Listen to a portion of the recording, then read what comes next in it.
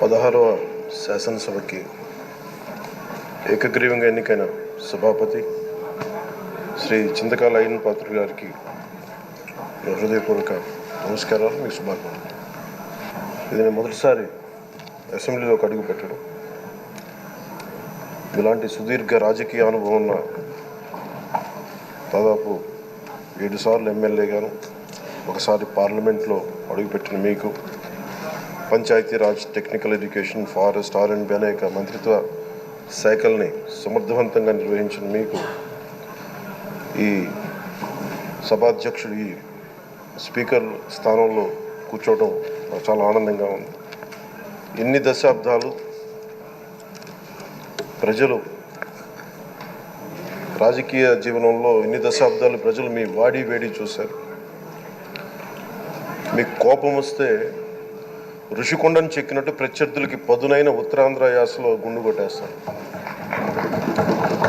నాకు ఒకటే బాధేస్తాం సార్, ఇకపైన మీకు తిట్టే అవకాశం లేకపోవడం. కానీ ఇక మీద సభలో ఎవరు తిడుతున్నా దాన్ని ఆఫ్ చేసే బాధ్యత మీ చేతిలోనే ఉంది. మీరే మైక్ ఆఫ్ చేయాలి. అంటే మా చిన్నప్పుడు నేను చూసేవాడు, ఒకసారి అల్లరి చేసే అబ్బాయిని క్లాస్ లీడర్ చేసేవాడు చిన్నప్పుడు మా స్కూల్లో. కానీ ఇన్నాళ్ళు ప్రజలు మీ వాడి వేడి పలుకులు, మీ ఘాటైన వాగ్దాటి చూశారు. ఈ రోజు నుంచి రాష్ట్ర ప్రజలు మీ హుందాతనం చూస్తారు. డిబేట్స్ వెనకాల దాక్కుని సంస్కారహీనమైన భాషలని, భావాలని రకరకాల మాధ్యాల్లో విరజిమ్ముతూ ఉంటారు. దాని నియంత్రణ మీ ఆధ్వర్యంలో ఇక్కడి నుంచే మొదలవ్వాలి. ఇందాక సభానాయకులు గౌరవ ముఖ్యమంత్రి శ్రీ చంద్రబాబు నాయుడు గారు చెప్తారు, ఆడబిడ్డలు ఏ విధంగా నలిగిపోయారు ఈ రాష్ట్రంలో గత 5 సంవత్సరాల్లో. చిన్న లేదు, పెద్ద లేదు, ఎవరని లేదు. ఎవరన్నా సరే ఒక మాట మాట్లాడితే వాళ్ళకి వ్యక్తిగతంగా దూషణ, సోషల్ మీడియాలో వాళ్ళని క్యారెక్టర్ అసాసినేట్ చేయటం, వాళ్ళు పెద్ద నాయకులు కావచ్చు, కార్యకర్తలు కావచ్చు, లేదా వాళ్ళకి ఎదురు తిరిగి ఒక ఒపీనియన్ చెప్పి ఎవరైనా సగటు మనిషి కూడా కావచ్చు, అది ఇక్కడతో ఈ రోజు నుంచి ఆగిపోవాలి అధ్యక్ష. అది మీ ఆధ్వర్యంలోనే మొదలవ్వాలి. గత ప్రభుత్వం తాలూకు సభ జరిగిన విధానం చూస్తే ఈ వ్యక్తిగత దూషణ ఇవన్నీ చాలా ఇబ్బంది పెట్టే ప్రజలు. ఈ రోజున వాళ్ళకి 11 సీట్లకు పరిమితం అయ్యారు, ఈరోజు లేరు, ధైర్యం లేదు వాళ్ళకి. విజయాన్ని తీసుకోగలిగారు కానీ ఓటమిని కూడా ధైర్యంగా కూర్చుకునే వాళ్ళకి స్థాయి లేదు, వాళ్ళకి పారిపోయారు ఇక్కడి నుంచి.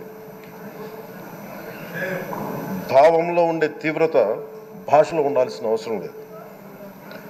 భాష మనుషుల్ని కలపడానికి కానీ విడగొట్టడానికి కాదు. భాష విద్వేషం రేపడానికి కాదు, పరిష్కరించడానికి. ఎంత జటిలమైన సమస్య అయినా, భయంకర సమస్య అయినా చర్చల ద్వారా పరిష్కరించుకోవడానికి కానీ వివాదం సృష్టించడానికి కాదు. ఈ సభ ఉన్నది అందుకు. కానీ మనం చూసింది వాళ్ళ దగ్గర నుంచి బూతులతోటి, వ్యక్తిగత దోషులతోటి రాష్ట్ర పురోభివృద్ధిని ఆపేశారు. అలాంటి సభ కాకుండా ఇందాక మన పెద్దలు శ్రీ గౌరవ ముఖ్యమంత్రి చంద్రబాబు గారు చెప్పినట్టుగా ఇది భవిష్యత్తుకి ఇది ఒక ప్రమాణం అవ్వాలి.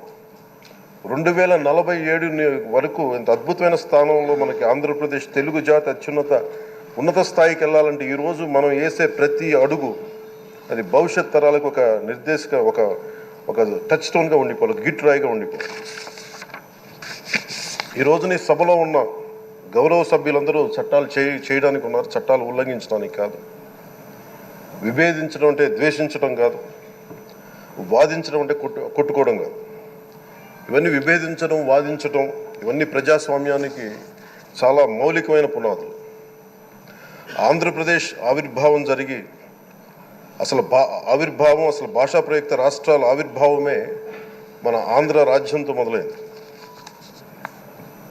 అమరజీవి పొట్టి శ్రీరాములు గారి బలిదానం మీద మన రాష్ట్రం పుట్టింది. 56 రోజులు తిండి తిప్పలు తినకుండా నరకం అనుభవిస్తూ ఆయన బలైపోయారు. ఆయన మరణానికి చేరువవుతూ ఆమరణ నిరాహార దీక్ష చేసిన ప్రతిరోజు మనకి దాదాపు ఈ సుదీర్ఘమైన 6 దశాబ్దాల కాలం, 1.5 సంవత్సర కాలం అంటే ఆయన ప్రతిరోజు చావుకు చేరువవుతూ భోజనం లేకుండా ఆయన గడిపిన ప్రతిరోజు మనకి 1.5 సంవత్సర కాలం. అలాంటి నేపథ్యంలో అలాంటి మహోన్నతుడు శ్రీ పొట్టి శ్రీరాములు గారి త్యాగాన్ని కనుక మనం ఈ సభలో ప్రజా సంక్షేమం కోసం మాత్రమే చర్చలు జరగాలి, వాదోపవాదాలు హద్దులు దాటకుండా ఉండాలి, వ్యక్తిగత దూషణకి తావివ్వకుండా ఉండాలి. అలా కాకుండా గత ప్రభుత్వంలాగే ఈ సభని తిట్లకి బూతులకి కొట్లాటికి వాడితే ప్రతి నిమిషం పొట్టి శ్రీరాములు గారి బలిదానాన్ని అవమానం చేసినట్టే.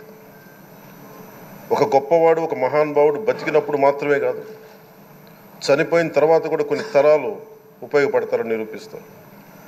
అలాంటి కోవకు చెందిన మహానుభావులు ఆంధ్ర రాష్ట్ర సృష్టికర్త, భాషా ప్రయుక్త రాష్ట్రాలకు శ్రీకారం చుట్టిన ద్రష్ట, అమరజీవి శ్రీ పొట్టి శ్రీరాములు గారి స్మృతిలో ఒక విలువలతో కూడిన ఒక సత్సాంప్రదాయాన్ని తెరలేపుతూ మీ ఆధ్వర్యంలో ఈ సభ జరగాలని, ఈ 5 ఏళ్ల ప్రజా ప్రస్థానంలో ఈ విలువైన 5 ఏళ్ళు రాబోయే తరానికి గొప్ప భవిష్యత్తునిచ్చేలా, అన్నం పెట్టే రైతుకి, కౌలు చేసుకునే రైతుకి, రైతు కూలీకి అండగా ఉండేలా, మహిళలకి భద్రతతో పాటు ఉన్నత స్థాయికి ఎదిగేలా, ప్రభుత్వ ఉద్యోగులకి భద్రత కల్పించేలా, పశువు పక్షి ప్రకృతి సర్వజనులందరికీ కూడా మతాలకి ప్రాంతాలకి అతీతంగా సుభిక్షంగా అభివృద్ధి పదంలో ఆంధ్రప్రదేశ్, ఆంధ్ర రాజ్యం అద్భుతమైన ప్రగతి సాధించేలా ఈ చర్చలు సాగాలని కోరుకుంటూ, సభాపతి అయ్యన్న పాత్రుడి గారికి మీ ఆధ్వర్యంలో ఈ సభ ఒక సరికొత్త సాంప్రదాయానికి, సత్సాంప్రదాయానికి ఇది తెరతీయాలని కోరుకుంటూ మీకు మరోమారు శుభాభినందనలు తెలియజేసుకుంటాను.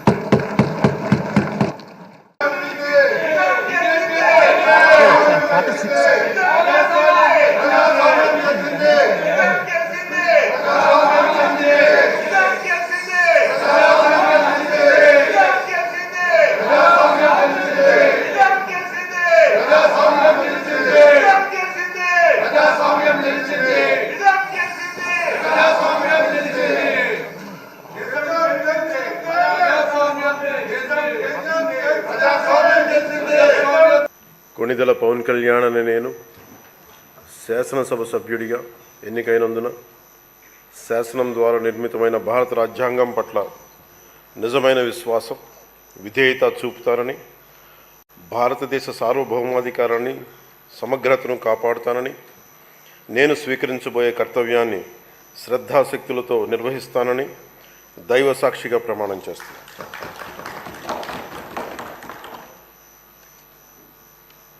కొణిదెల పవన్ కళ్యాణ్ అని నేను ఆంధ్రప్రదేశ్ శాసనసభ సభ్యుడైన